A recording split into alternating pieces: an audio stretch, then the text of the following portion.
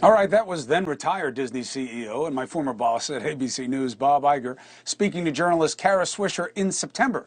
Just yesterday, Disney ousted CEO Bob Chapek, and guess who jumped back in? Iger.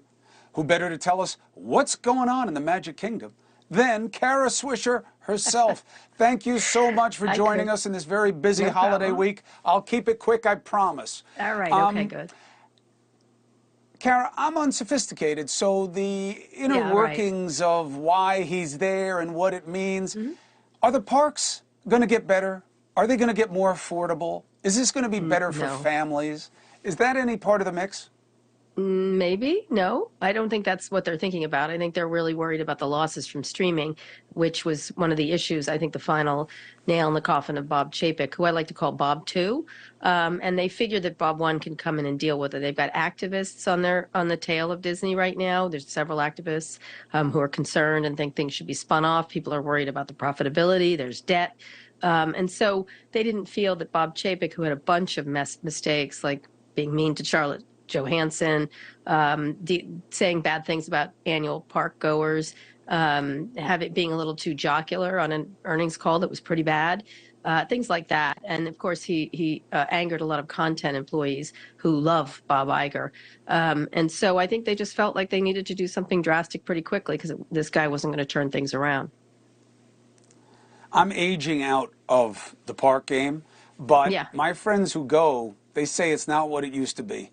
It's crazy expensive. They charge you through the nose to get any kind of advantage on the crazy lines. It's not what it was. But you're saying that that's not what it is either in terms of where their priorities lay.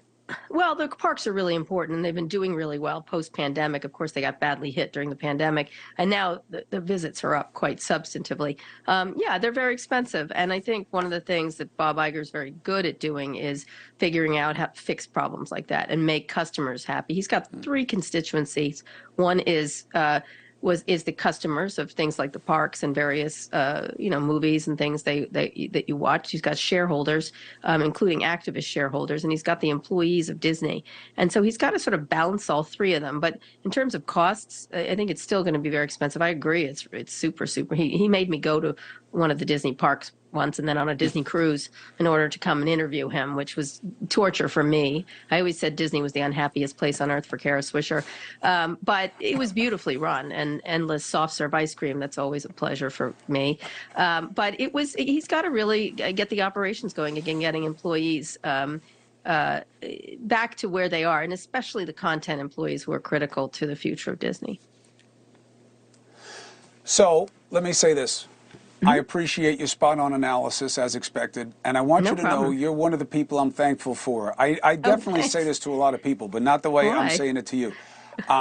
Because I respect what you do and how you do it. Thank you. That's why I came on your show for that fleecing that you attempted of me about my entire life story. Successful fleecing. But I respect Chris, it. Successful. Because I know you're coming. That's all that matters. You're coming from a good place, more importantly, the right place, and I wish you well. You're always welcome anywhere I am, and I'm always a call away. Thank you so much. Kara Swisher, I'm thankful for you. Enjoy Thanksgiving. All right. Thankful to you, Chris. All right. I appreciate it. Hey, thank you for watching.